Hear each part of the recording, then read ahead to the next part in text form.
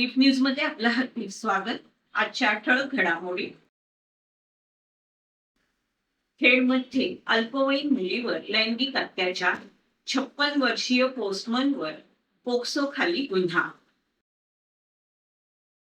गुहागरमध्ये तरुणांच्या 2 गटात रॉडने तुफान हाणामारी, मारहाणीचा व्हिडिओ व्हायरल, पोलिसांच्या कारवाईकडे सर्वांचं लक्ष.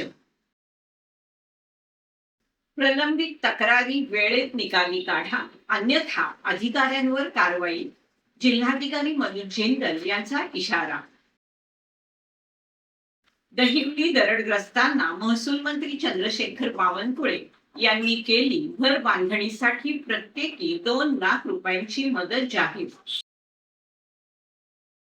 साखरप्यात आमदार किरण सामंत यांच्या उपस्थितीत कैलासवासी नानासाहेब शेटे यांच्या 33व्या स्मृतिदिनानिमित्त पुरस्कार वितरण सोहळा संपन्न. सविस्तर वृत्त. ओळखीचा आणि वयाने मोठा असलेल्या व्यक्तीवर ठेवलेला विश्वास किती भयंकर ठरू शकतो याचे एक अत्यंत संतापजनक आणि धक्कादायक उदाहरण रत्नागिरी जिल्ह्यातील खेड तालुक्यातून समोर आले. खेड तालुक्यातील आस्तान गावातील नरेश बाबाजी मोरे या 56 वर्षीय पोस्टमननं पोस्ट ऑफिस मधील ओळखीचा गैरफायदा घेत एका 14 वर्षीय अल्पवयीन शाळकरी मुलीवर वारंवार लैंगिक अत्याचार केले. आरडीच्या पावत्या लिहिणं आणि आधार कार्डच्या कामाच्या बहाण्यानं या आरोपीनं मुलीला आपल्या घरी बोलावून हे दुष्कृत्य केलं. तसेच कोणाला सांगितल्यास संपूर्ण कुटुंबाला संपवण्याची धमकी दिली. या त्रासातून पीडित मुलगी गरोदर राहिल्यानंतर हे भीषण वास्तव समोर आलंय. पीडितेच्या आईच्या तक्रारीवरून खेड पोलिसांनी आरोपी नरेश मोरे याच्या विरोधात पोक्सो कायद्याअंतर्गत गंभीर गुन्हा दाखल केला असून आरोपीला ताब्यात घेण्यात आलाय. पोलीस निरीक्षक विवेक अहिरे यांच्या मार्गदर्शनाखाली या प्रकरणाचा पुढील सखोल तपास सुरू आहे. रत्नागिरी जिल्ह्यातील गुहागर तालुक्यातील शृंगारतळी येथे क्षुल्लक कारणावरून तरुणांच्या 2 गटांमध्ये जोरदार वाद होऊन त्याचं रूपांतर हाणामारीत झालं. या घटनेत रॉडच्या सहाय्यानं मारहाण करण्यात आल्याचा धक्कादायक प्रकार समोर आलाय. या मारहाणीचा व्हिडिओ सोशल मीडियावर मोठ्या प्रमाणात व्हायरल झालाय. प्राथमिक माहितीनुसार दारू पित असताना झालेल्या वादातून हा प्रकार घडल्याची शक्यता व्यक्त करण्यात येते. व्हायरल व्हिडिओमध्ये एक तरुण माझी काहीही चूक नाही, मी काय केलं ते सांगा अशी विनंती करत असतानाही त्याला आणि त्याच्या साथीदाराला बेदम मारहाण करण्यात येत असल्याचं दिसतंय. या घटनेमुळे गुहागर परिसरात संतापाची लाट उसळली असून व्यसनाच्या आहारी गेलेल्या तरुणांकडून वाढणारा हिंसाचार चिंतेचा विषय ठरतोय. दरम्यान मारहाण करणारे तरुण नेमके कोण आहेत याचा शोध गुहागर पोलीस घेत असून या प्रकरणात पोलीस कोणती कारवाई करतात याकडे सर्वांचं लक्ष लागलंय. रत्नागिरी जिल्हाधिकारी कार्यालयात आज झालेल्या जिल्हास्तरीय लोकशाही दिनात जिल्हाधिकारी मनोज जिंदल यांनी प्रलंबित तक्रारींबाबत अधिकाऱ्यांना कडक शब्दात इशारा दिला. सर्वसामान्य नागरिकांच्या समस्या स्थानिक पातळीवरच तातडीने सोडवण्यात याव्यात आणि एप्रिल पासून प्रलंबित असलेले अर्ज त्वरित निकाली काढावेत, अन्यथा संबंधित अधिकाऱ्यांवर कारवाई करण्यात येईल असं त्यांनी स्पष्ट केलं. तसेच कारवांचीवाडी येथील अपार्टमेंट प्रकरण, पाणंद रस्ते सीमांकन आणि अतिक्रमणासंदर्भातील अर्जांवरही 15 दिवसात निर्णय घेण्याचे निर्देश संबंधित विभागांना दिले. रत्नागिरी जिल्हा दौऱ्यावर आलेले राज्याचे महसूल मंत्री चंद्रशेखर बावनकुळे यांना भाजप नेते वैभवजी खेडेकर यांनी खेड तालुक्यातील दहिवली गावात दरड कोसळून झालेल्या नुकसानीबाबत आणि स्थानिक नागरिकांच्या पुनर्वसनासंदर्भात निवेदन सादर केलं. या निवेदनाची तातडीनं दखल घेत महसूल मंत्री बावनकुळे यांनी दरडग्रस्त प्रत्येक कुटुंबाला घर बांधणीसाठी 2 लाख रुपयांची मदत मंजूर केली. तसेच अधिक मदतीसाठी रत्नागिरी जिल्हाधिकाऱ्यांनी सविस्तर अहवाल तयार करून शासनाकडे सादर करण्याचे निर्देशही दिले. विधान परिषद आमदार प्रमोद जठार आणि भाजप नेते वैभवजी खेडेकर यांच्या पाठपुराव्यामुळे दहिवली गावातील दरडग्रस्त नागरिकांना मोठा दिलासा मिळाल्याची भावना व्यक्त केली जाते. रत्नागिरी दौऱ्यावर असताना महसूल मंत्री चंद्रशेखर बावनकुळे यांनी विविध राजकीय आणि प्रशासकीय विषयांवर भूमिका स्पष्ट केली. नाशिकमधील रस्त्यांच्या खड्ड्याबाबत छगन भुजबळ यांच्या टीकेला प्रत्युत्तर देताना त्यांनी सरकारमध्ये कोणत्याही एका मंत्र्याची नव्हे तर सामूहिक जबाबदारी असते असा टोला लगावला. गिरीश महाजन यांनी 6 महिन्यात काम पूर्ण होईल असं जबाबदारीनं सांगितल्याचं नमूद करत मुख्यमंत्री आणि संपूर्ण सरकारचं लक्ष कुंभमेळ्याच्या तयारीकडे असल्याचं त्यांनी स्पष्ट केलं. रायगडच्या पालकमंत्री पदाबाबत निर्णय घेण्याचा पूर्ण अधिकार मुख्यमंत्री यांचाच असून तिन्ही प्रमुख नेते एकत्र बसून लवकरच निर्णय घेतील असा विश्वास त्यांनी व्यक्त केला. नाशिकमध्ये पालकमंत्री पदासाठी लावण्यात आलेल्या बॅनर बाबत देखील संबंधित पक्षाला मागणी करण्याचा अधिकार असल्याचं सांगत अंतिम निर्णय मुख्यमंत्रीच घेतील असं त्यांनी स्पष्ट केलं. ओबीसी एल्गारच्या पार्श्वभूमीवर बोलताना ओबीसी आरक्षणाबाबत सरकारनं सकारात्मक भूमिका घेतली असून आणखी काही मागण्या किंवा अतिरिक्त सवलतींचा विचारही सरकार करेल असं आश्वासन बावनकुळे यांनी दिलं. पंकजा मुंडे आणि धनंजय मुंडे यांच्या वक्तव्यावर प्रतिक्रिया देताना त्या कोणत्या संदर्भात बोलल्या हे माहिती नसल्याने भाष्य करणं योग्य ठरणार नाही असं त्यांनी सांगितलं.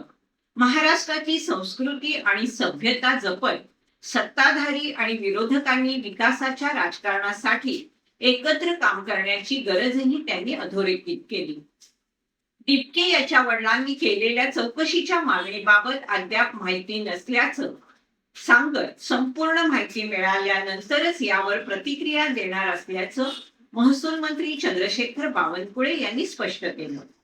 ठाणे, रायगड, रत्नागिरी आणि सिंधुदुर्ग या चारही जिल्ह्यामधील महसुली कामाचा आढावा घेत असताना आमचे महसूल सेवक कोतवाल आहेत.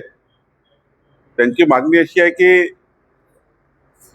तलाठ्याच्या जागा भरताना 20% किमान आरक्षण हे महसूल सेवकाला द्या. ही मागणी मान्य करण्याचा सरकार विचार करत आहे आणि याकरता जे तलाठ्याचे आर आहेत नियुक्तीचे, त्या आर मध्ये काही बदल करावे लागतील, सेवा शर्ती नियमात काही बदल करावे लागतील, ते आम्ही करू.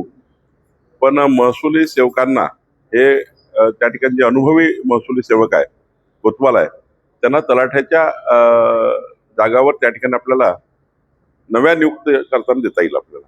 सर, रायगडच्या पालकमंत्री पदाबाबत मंत्री भरत गोगावले यांनी असं म्हटलं की पालकमंत्री पदाचं झालेलं आहे, डिक्लेरेशन फक्त बाकी आहे, ते पण लवकरच होईल असं त्यांनी म्हटलेलं आहे. रायगडचा पालकमंत्री कुणाला करायचं हा संपूर्ण अधिकार, हा सर्वस्वी अधिकार माननीय मुख्यमंत्री महोदयांचा आहे. माननीय एकनाथजी, सुनेत्रा पवारजी आणि मुख्यमंत्रीजी बसून याबद्दलचा निर्णय करतील. पण रायगडच्या पालकमंत्री पदाचा निर्णय लवकरच होईल असं मला दिसत आहे.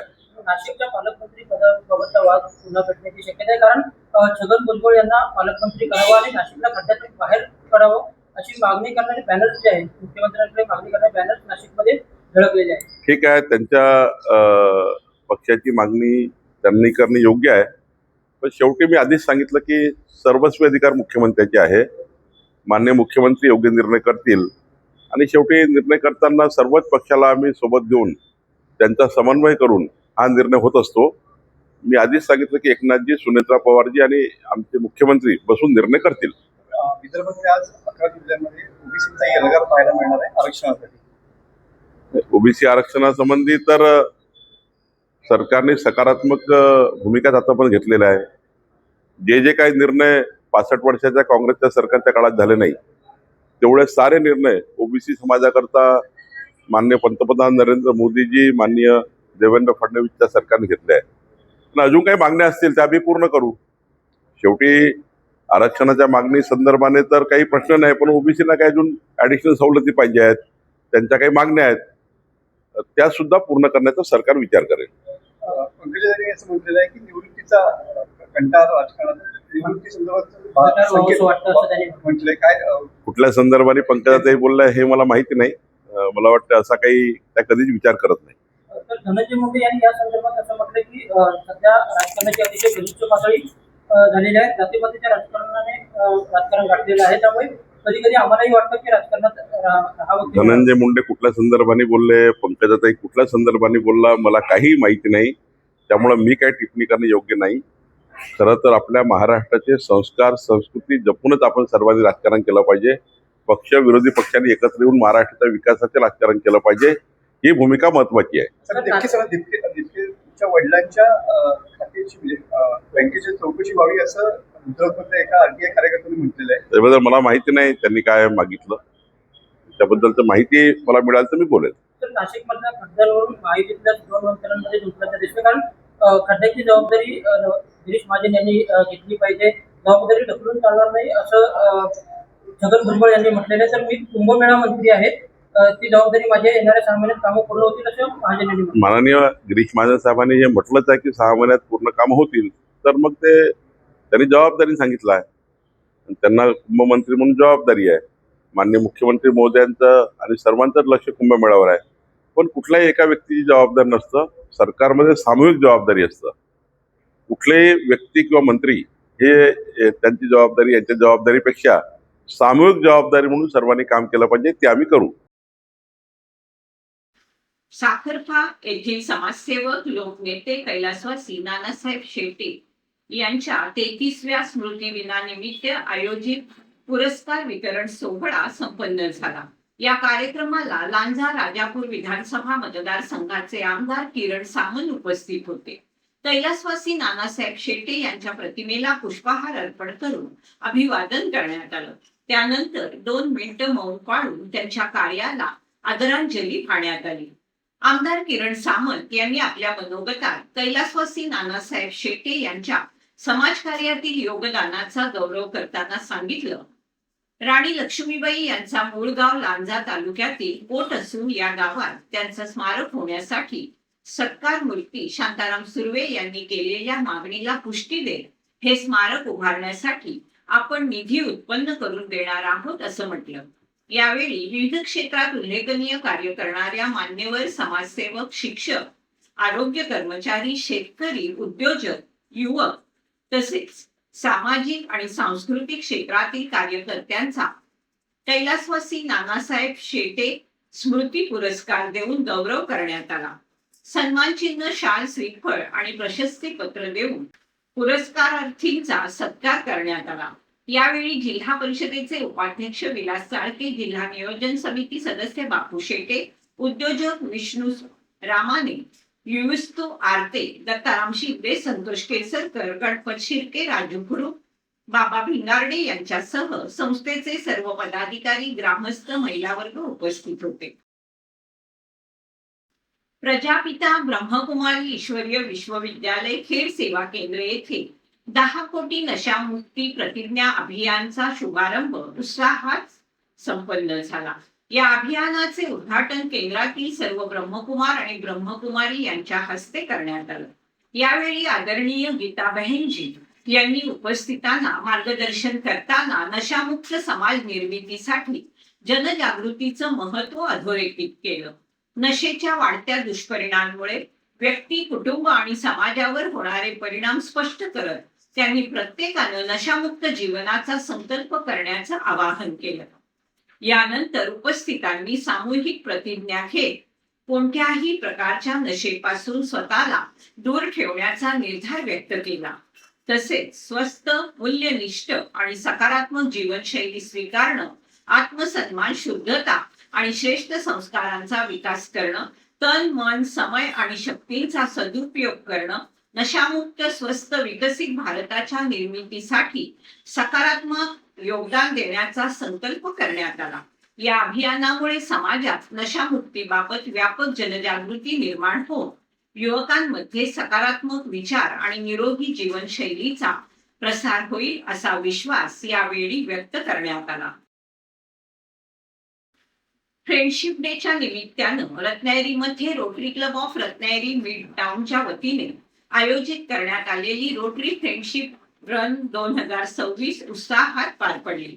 गर्भाशय मुखाच्या कर्करोगापासून संरक्षण देणाऱ्या HPV लसीकरणाबाबत जनजागृती हा या उपक्रमाचा मुख्य उद्देश होता. या धाव स्पर्धेला जिल्हा परिषदेच्या मुख्य कार्यकारी अधिकारी वैदेही रानडे यांच्यासह अनेक मान्यवरांची उपस्थिती लाभली. स्पर्धेत 400हून अधिक धावपटूंनी 3 आणि 5 किलोमीटर गटात सहभाग घेत आरोग्य, मैत्री आणि सामाजिक बांधिलकीचा संदेश दिला. यावेळी वैदेही रानडे यांनी 9 ते 14 वर्ष वयोगटातील मुलींनी HPV लस घेण्याचं आवाहन करत अफवांवर विश्वास न ठेवता पालकांनी जवळच्या आरोग्य केंद्रात लसीकरण करून घ्यावं असं आवाहन केलं.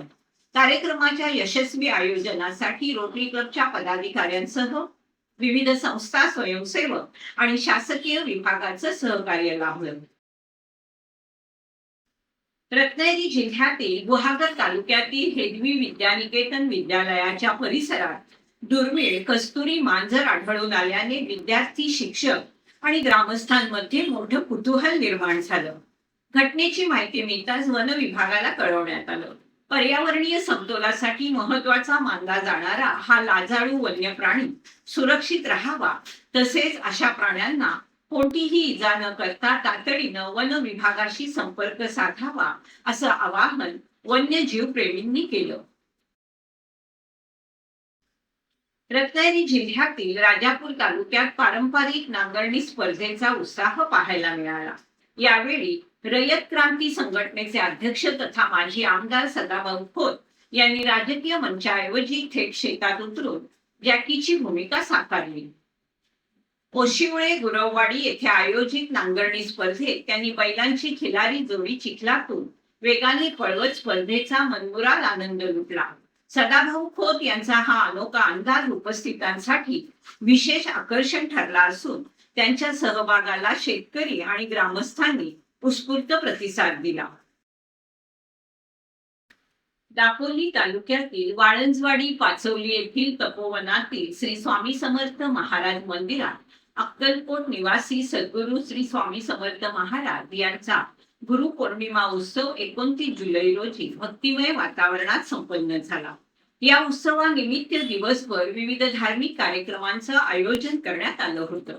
सकाळी 7 वाजता गाभाऱ्यात श्रीचरणी अभिषेकाने कार्यक्रमाला सुरुवात झाली. त्यानंतर सकाळी 8:30 वाजता सांप्रदायिक अभिषेक, 10:30 वाजता गुरुवर्य श्री स्वामी आनंद यांच्या पादुकांवर अभिषेक, तसेच 11:30 वाजता गुरुवर्य समाधी प्रदक्षिणा, अभिषेक आणि पूजन करण्यात आलं. दुपारी 1 वाजता आरती आणि तीर्थप्रसादाचं वितरण झालं. त्यानंतर उपस्थित भाविकांसाठी महाप्रसादाचं आयोजन करण्यात आलं होतं. गुरुपौर्णिमेनिमित्त मंदिर परिसर आकर्षक फुलांनी सजवण्यात आला.